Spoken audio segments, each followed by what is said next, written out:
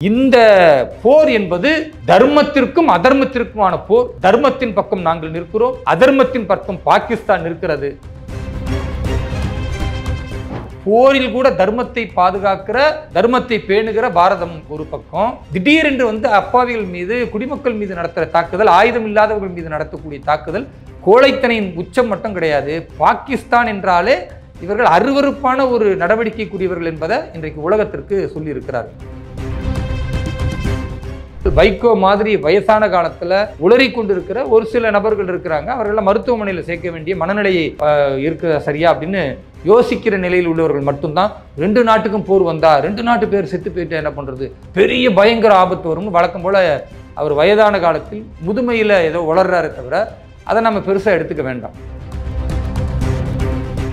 காஷ்மீரில் இருந்து கன்னியாகுமரி வரைக்கும் 140 கோடி மக்களும் பாரத பிரதமர் திரு நரேந்திர மோடி அவர்களுடைய அந்த சொல்லாற்றலுக்கு, அவர்களுடைய அந்த செயலாற்றலுக்கு ஒன்றிணைந்து அவர் கரத்தை வலுப்படுத்தி இருக்கிறதுனால பாகிஸ்தானுடைய பயங்கரவாதத்தினுடைய திட்டமும் தோல்வியடைந்து போயிருக்கிறது. இனி பாகிஸ்தான் ராணுவமும் தோல்வியடையும் என்பதை இன்னும் சற்று ஒரு 5-6 நாட்களுக்குள்ள உலகம் பார்க்க போகுது.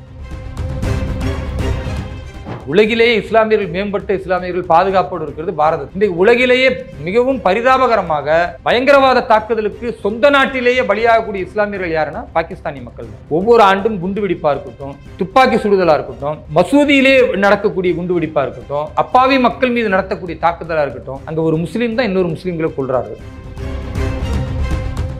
உண்மையாகவே இப்படி ஒரு போர் நடந்து அது பெரிய ஒரு தாக்கத்தை ஏற்படுத்தினால் அடுத்து பாகிஸ்தான் மீளுவதற்கு 50 ஆண்டுகளுக்கு மேலாக ஆகும். இதுதான் உண்மை. மீண்டும் பயங்கரவாதிகளுக்கு ஆதரவாக பாகிஸ்தான் ராணுவம் வருமே என்றால் ராணுவத்தையும் அடித்து நொறுக்க வேண்டிய வேலையை அடுத்து நம்முடைய முப்படைகளும் சிறந்த முறையிலே பார்க்கும். நாம தெளிவா சொல்லிட்டோம், ஒவ்வொரு சொட்டு ரத்தத்திற்கும் பதிலடி பாகிஸ்தானுக்கு தருவோம். எந்த ஒரு காரியத்தையும் சொன்னதை செய்யாத ஒரு மோசடி அரசுன்னா அது திமுக அரசு தான். ஆனா வாய் கூசாம கொஞ்சம் கூட மக்களுக்கு இது புரியுமேன்ற ஒரு எண்ணம் கூட இல்லாம முட்டாள்தனமா ஒரு மாநிலத்தின் முதல்வரே பெரும்பான்மை விஷயங்களை சாதிச்சிட்டோம், ஒரு சில விஷயங்கள் சொல்றாரு தவிர எதெல்லாம் சாதிச்சிங்க அதை ஒரு வெள்ளை அறிக்கை கொடுங்கன்னு கேட்கிறோம். அதை கொடுக்க துப்பு இல்லாத ஒரு முதல்வர் இருக்கிறார். அதை நினைச்சாதான் கவலையா இருக்கு. தமிழ்நாட்டில் மட்டும்தான் இப்படி நடந்திருக்கிறது. நீங்க பாரதம் முழுக்க பார்த்தீங்கன்னா வேற எங்குமே இப்படிப்பட்ட ஒரு சம்பவம் நடக்கல. அப்ப என்ன இது செய்தின்னா, தமிழ்நாட்டில் சில அதிகாரிகள் திட்டமிட்டு இப்படிப்பட்ட சில செயல்களை செய்து அதை ஊடகத்திற்கு செய்தியாக மாற்றி அதன் மூலமாக நீட் தேர்வு மாணவர்களை மன உளைச்சலுக்கு உள்ளாக்குகிறார்கள் என்பதை கொண்டுட்டு வரணும். இதுதான் அவர்களுடைய அஜெண்டா. இந்த மாதிரி நபர்கள் தான் மருத்துவக் கல்லூரியை நேரடியாக இயக்குகிறார்கள், பினாமியின் மூலம் இயக்குகிறார்கள், அதன் மூலம் அந்த கொள்ளை லாபத்தை பறிகொடுக்கிறார்கள் என்ற அந்த கவலைக்கு தான் இவர்கள் குரல் கொடுக்கிறார்களே தவிர ஏதோ ஏழை மக்கள், மாணவர்கள் நலன் அதெல்லாம் ஒரு மண்ணாங்கட்டியும் திமுகவுக்கு இப்பயும் இல்லை, எப்பயும் இருக்காது. இதை பெற்றோர்கள் புரிந்து கொள்ள வேண்டும், மாணவர்கள் புரிந்து கொள்ள வேண்டும்.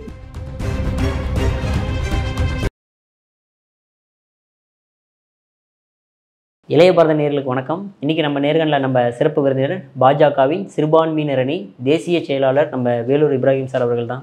சார் வணக்கம் சார். வாழ்க வளமுடன் சார். இப்போ இந்தியாவே ரொம்ப சந்தோஷமான நிலைமையில் எல்லாம் கொண்டாடிக்கிட்டு இருக்கும்போது இப்போ திடீர்னு பரபரப்பாக ஒரு நியூஸ் வருது. என்ன பண்ணு பார்த்தோம்னா, மறுபடியும் Pakistan army Jammu Kashmir line of கண்ட்ரோலில் உள்ளே இறங்கி அட்டாக் பண்ணதை நம்மளால் பார்க்க முடியுது. இதனால் பல உயிர்கள், 10க்கும் மேற்பட்ட உயிர்கள் இழந்திருக்கிறதா நம்மளால் பார்க்க முடியுது. இதை இந்திய ராணுவம் தடுத்து நிறுத்திடக்கூடாதா? அடிப்படையில் ஒரு நாட்டுக்கும் இன்னொரு நாட்டிற்கும் போர் அப்படின்னு வந்துருச்சுன்னாவே அதில் நியாய தர்மம் பார்க்க மாட்டாங்க. ஏன்னா அந்த குண்டுகள் விழக்கூடிய இடம் எந்த மாதிரியான இடத்துல விடும், மக்கள் எல்லோரும் பொதுவாக சிவிலியன்ஸ் தான் நிறைய இறந்து போயிடுவாங்க, குடிமக்கள் தான்.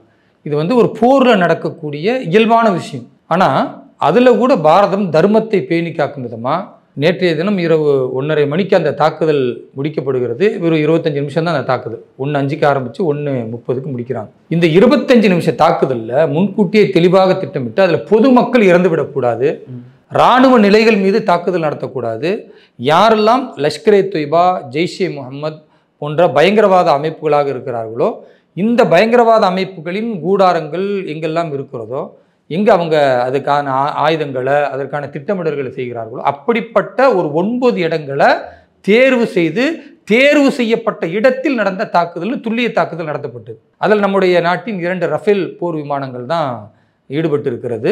குறிப்பாக பாகிஸ்தானுடைய 2 போர் விமானங்கள் எல்லை தாண்டி வந்ததை நம்ம சுட்டு வீழ்த்தி இருக்கோம். இதுவும் ரொம்ப முக்கியமான விஷயம். அப்போ போரில் தர்மங்களே கிடையாது என்ற நேரத்தில் கூட போரிலும் தர்மத்தை காக்க முடியும், பொதுமக்களை கொல்லக்கூடாதுன்னு ரொம்ப தெளிவாக சரியான தாக்குதலை நடத்தினதில் 75க்கும் மேல் பயங்கரவாதிகள் இறந்திருக்கிறார்கள்.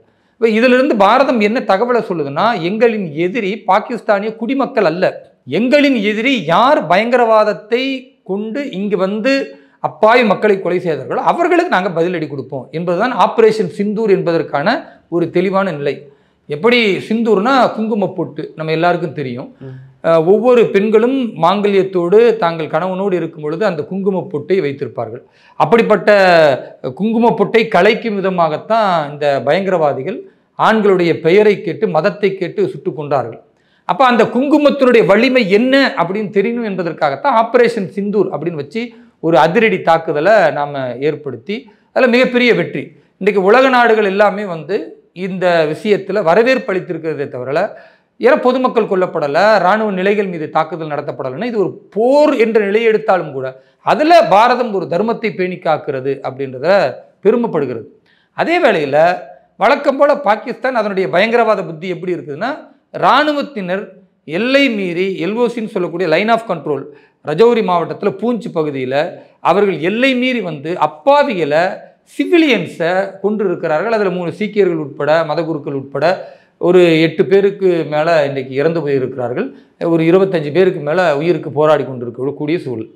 இதைத்தான் இன்னைக்கு வந்து உலக நாடுகள் பார்த்து கொண்டு இருக்கிறது. போரில் கூட தர்மத்தை பாதுகாக்கிற, தர்மத்தை பேணுகிற பாரதம் ஒரு பக்கம், போரை எதிர்கொள்ள முடியாமல் அப்பாவிகளை, அதுவும் ஒரு உடன்படிக்கை பாரதத்திற்கும் பாகிஸ்தானுக்கும் இருக்கும் பொழுது அந்த உடன்படிக்கையை முறித்து விட்டோம்னு கூட சொல்லாமல் திடீரென்று வந்து அப்பாவிகள் மீது, குடிமக்கள் மீது நடத்துகிற தாக்குதல், ஆயுதம் இல்லாதவர்கள் மீது நடத்தக்கூடிய தாக்குதல் கோழைத்தனையின் உச்சம் மட்டும் கிடையாது. பாகிஸ்தான் என்றாலே இவர்கள் அருவருப்பான ஒரு நடவடிக்கைக்குரியவர்கள் என்பதை இன்றைக்கு உலகத்திற்கு சொல்லி இருக்கிறார்கள்.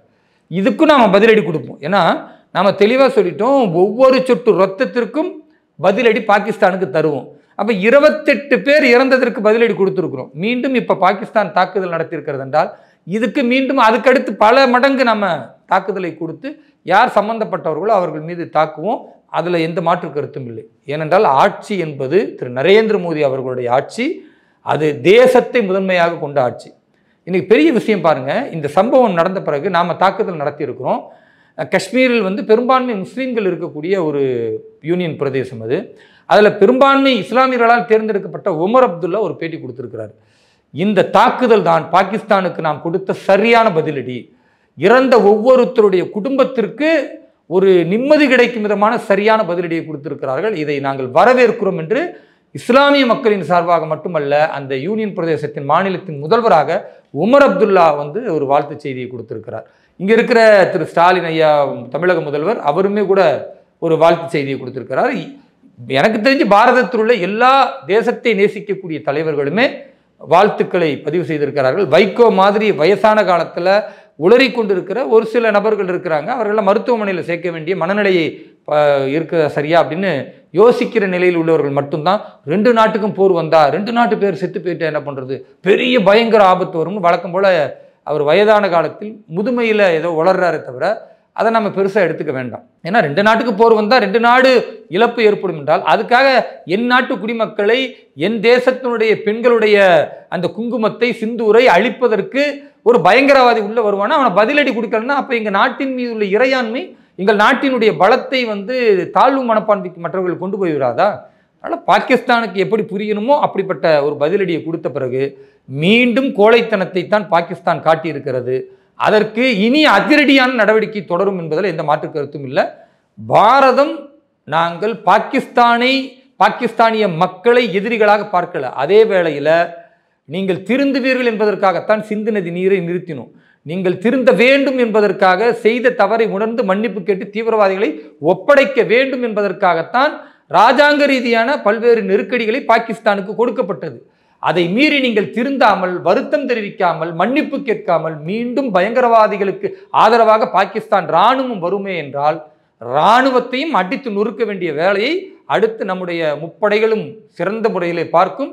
இன்னும் சிறப்பாக சொல்லணும்னா, நம்முடைய இந்த தாக்குதலுக்கு பிறகு உலகிற்கு என்ன செய்தோம் என்று அறிவித்த செய்தியை 2 பெண் கர்னல் தளபதிகள் தான் நம்முடைய பாரதத்தின் சார்பாக அறிவித்திருக்கிறார்கள். அதிலிருந்து இன்னொரு செய்தியை சொல்றோம். 140 கோடி மக்களில் 70 கோடி பெண்கள் இன்றைக்கு இந்த போரை எதிர்த்து களத்தில் இறங்க தயாராக இருக்கிறார்கள் என்பது ஒரு செய்தி. அதனால பாகிஸ்தான் அடிப்படையில் இந்த பயங்கரவாத தாக்குதல் நடத்தியதற்கான காரணம் ஹிந்து முஸ்லிம்களுக்கு மத்தியில் பாரதத்தில் பிளவு வரணும், அதன் மூலமா இந்த நாட்டுக்குள்ளே ஒரு உள்நாட்டு போர் வரணும், அதை பயன்படுத்தி கொண்டு இவர்கள் ஏதாவது தங்களுடைய பயங்கரவாதத்திற்கு ஆதரவு தெரிவித்து உலக நாடுகளுக்கு மத்தியில் பாரதத்தில் சிறுபான்மை மக்கள் பெரிய அளவுக்கு சிரமப்படுறாங்க, கவலைப்படுறாங்க, அவங்க மீது பெரும்பான்மை இந்துத்துவவாதிகள் தாக்குதல் தொடுக்கிறார்கள் அப்படின்ற ஒரு செய்தியை பரப்பணும் என்பது அவருடைய நோக்கம். அந்த செய்தி நடக்கலை.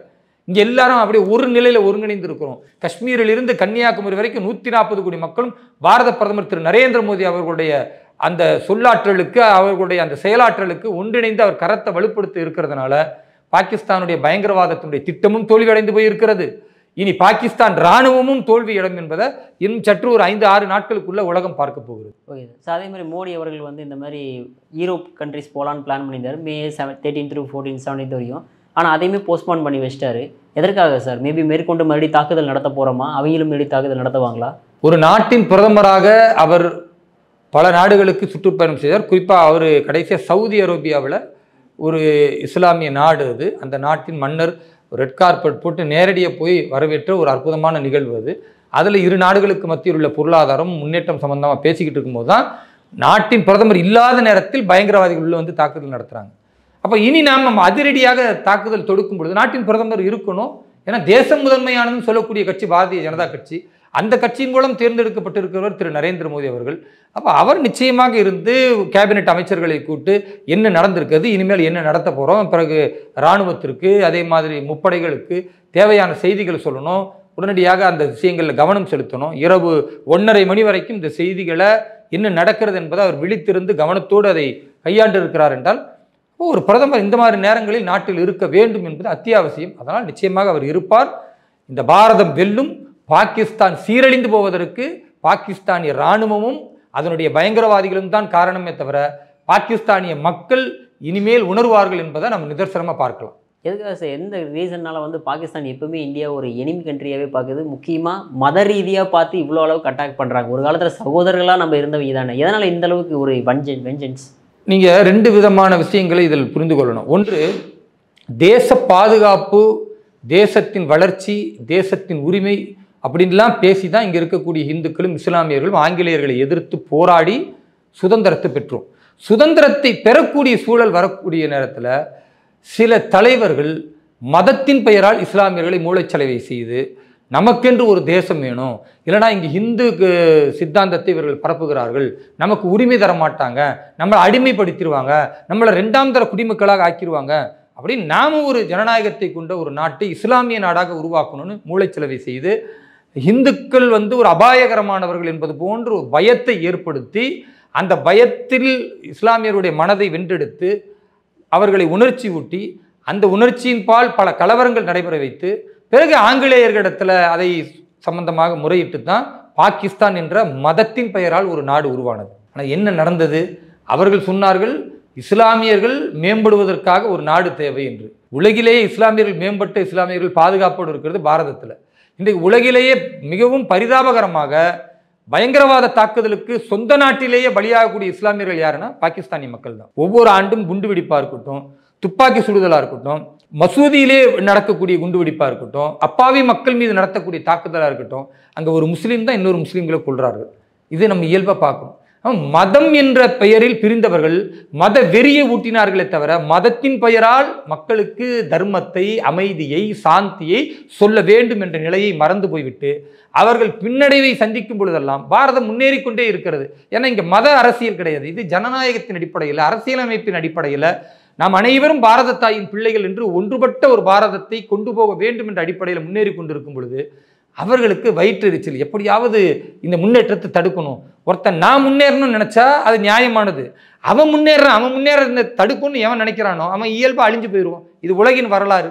அப்போ இன்றைக்கி பாகிஸ்தான் அழிவுக்கு பாகிஸ்தானுடைய தலைவர்களும் அதனுடைய இராணுவமும் அதனுடைய பயங்கரவாத சிந்தனைகளும் இந்த சிந்தனைகளுக்கெல்லாம் மதத்தை எடுத்துக்கொண்டு வைத்து இஸ்லாம் சொல்லாத பல விஷயங்களை இஸ்லாமிய மார்க்கத்தின் அடிப்படையில் இவர்கள் செய்து தீவிரவாதிகளை உருவாக்கி அவர்கள் ஏதோ இந்த விஷயங்களை செய்தால் அப்பாவிகளை கொலை செய்தால் அதுக்கு பேர் ஜிஹாது, அதில் சொர்க்கம் கிடைக்கும் என்ற மூட நம்பிக்கை இஸ்லாமிய நம்பிக்கைக்கு எதிரான செயல்களில் போனதால் இன்றைக்கு அந்த நாட்டின் இறையாண்மையிலிருந்து அந்த நாட்டினுடைய எல்லா வளங்களும் சீரழிந்து போயிருக்கிறது.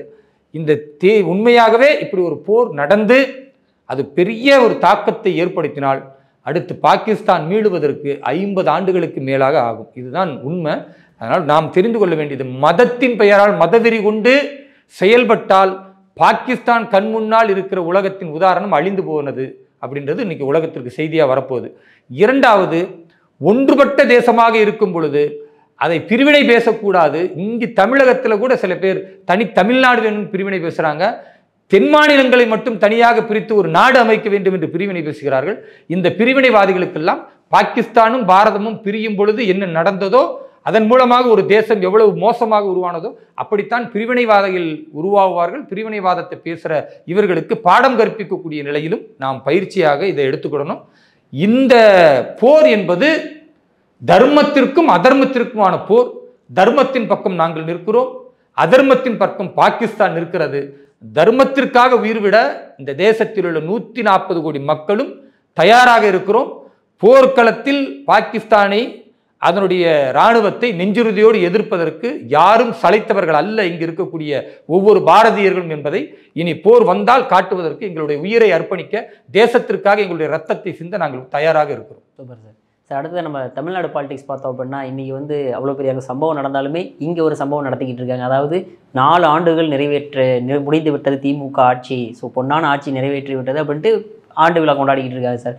அதில் கூட கேட்டோம் அப்படின்னா 7வது முறையாக அடுத்த தடவையும் திமுக தான் ஆட்சிக்கு வரும் அப்படின்றோம். இன்னொரு சைடு பார்த்தோம்னா அதிமுக பாஜக கூட்டணி மிகப்பெரிய கூட்டணி ஆயிடுச்சு, நாங்கள் தான் ஆட்சிக்கு வருவோம் அப்படின்றீங்க. யார் சார் ஆட்சிக்கு வருவீங்க இப்போ 2026? யார் ஆட்சிக்கு வருவார்கள் என்பதை மக்கள் முடிவு செய்வாங்க.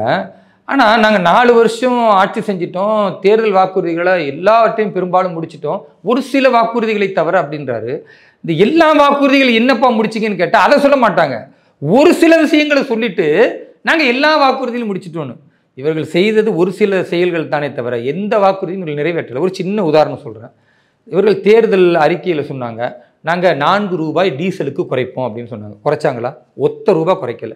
100 ரூபாய் கேஸ் சிலிண்டருக்கு குறைப்போம்னு சொன்னாங்க. குறைச்சாங்களா? ₹1 குறைக்கல. அதே போன்று இந்த மதுவிலக்கை படிப்படியாக குறைப்போம்னாங்க. 50,000 கோடிக்கு கொண்டு வந்துட்டாங்க, அப்போ குறையில.